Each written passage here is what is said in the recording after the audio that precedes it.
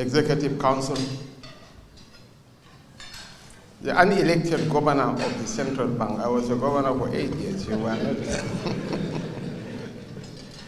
Heads of government agencies and parastatals, presidential aides, distinguished ladies and gentlemen. In 1793, Abigail Adams wrote to her son, John Quincy Adams, in the height of the American Revolution. And she said, "It is not in the same calm of life or the repose of a Pacific station that great characters are formed." She further posited that the habits of a vigorous mind are formed contending with difficulties. History reminds us of this, that wisdom and penetration are the products of experience, not the lessons of leisure or retirement. Exactly 1,010 days ago, President Bola Ahmed Tinubu was sworn into office. The economy was literally in a tailspin. As one commentator said, the government and the people were all trapped in a web of madness, in a circus of insanity, in a cauldron of sheer lunacy. And here we have a leader who had the courage of conviction to take far-reaching decisions. Our foreign reserves was hovering in the neighborhood of $3 billion, not enough to import fuel for a month. And the withdrawal of fuel subsidy was not captured in his maiden broadcast.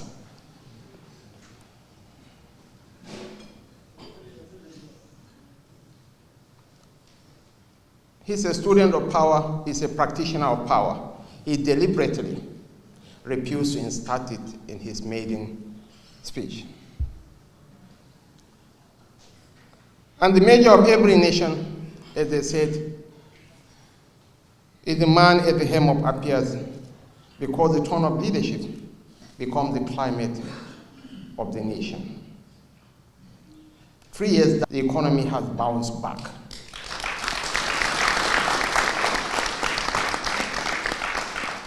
We have crossed the Rubicon, and we are on a path to sustain growth. Here we have a CBN governor to whom the president had given him the full autonomy to discharge his functions. And posterity will be kind to you. So, Your Excellencies, distinguished ladies and gentlemen, on behalf of a grateful nation, on behalf of President Bola Ahmed Tinubu, I must extend with sincerity our appreciation for the support the Federal Executive Council and other members of the government have given to this administration. In seasons of tough decisions and necessary reforms, you have chosen country over comfort. You have engaged with our agenda in the spirit of partnership, offered scrutiny without sabotage, and proved that democracy works best when the institutions of government compete in the race to serve the people better. History will remember that at a time when it was easy to implement division, the Federal Executive Council and members of the establishment steadied the nation with responsibility. On behalf of the President, I want to most sincerely thank you for your comradeship, for your support, and for your partnership. What every nation needs, beyond plans and policies, is leadership that is unified. Leadership that resists the lazy binaries that insist we must be separated before we can be understood. Nations do not fracture because of hardship. Nations fracture when suspicion becomes a national language, when the politics of us and them becomes more persuasive than the promise of we. Yet our gathering tonight is proof that we can defy such categorization. Here, we have Nigerians of different faith, different ethnic configurations, from different parts of the country, all fused into one in the mission to serve this great nation. This is the greatest black nation on earth, 247 million people. And by 2050, will be the third most populous nation on earth. And by the end of the century, Nigeria will be the most populous nation in the world.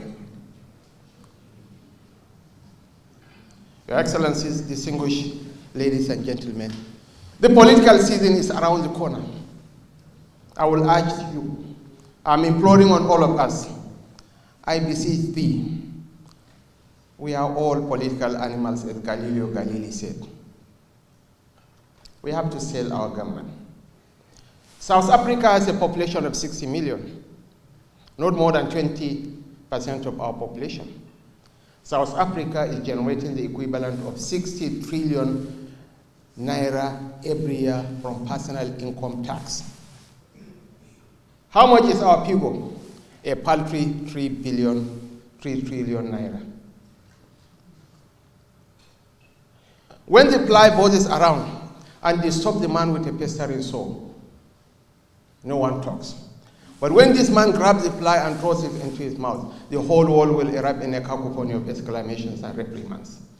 The same people that are shouting hoarse that the tax reform was meant to further pulverize and pauperize the poor is far from the truth.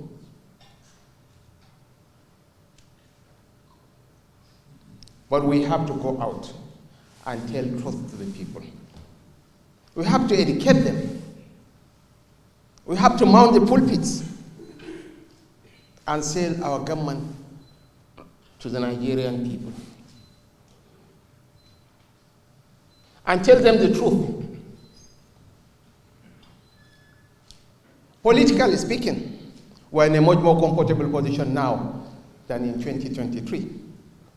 And nobody twisted the governors of Rivers or Delta or Akwa Ibom or Kano or Adamawa or Taraba or Enugu to join the APC. It's at their own volition because they have seen the light of the end. As we break our fast tonight, we are reminded that even the strongest among us cannot sustain himself without the simplest of gifts: a sip of water, a date, a shared prayer. This table is a lesson in perspective. It strips power of arrogance and dresses leadership in humility. The president practically ate all the same meal that all of us ate. It tells us that the real strength of authority is not in how loudly it speaks, but in how faithfully it serves. It invites us to remember and renew our intention that governance, like fasting, must be anchored in sincerity, in sacrifice, and in compassion for those whose lives are lived far from comfort. May God accept our fasting, our prayers, and our striving. May God honor the sacrifices of this season for all our brothers and sisters who are observing the Lent. May the Almighty cleanse our hearts of rancor and cleanse our public life of the poisons of distrust. May He make this gathering a seat of unity that grows beyond this hall, beyond our offices, and into every community where Nigerians launch to see their leaders act as one family, committed to one destiny. May he continue to guide and protect our leader, His Excellency, President Bola Ahmed Tinubu, GCFR.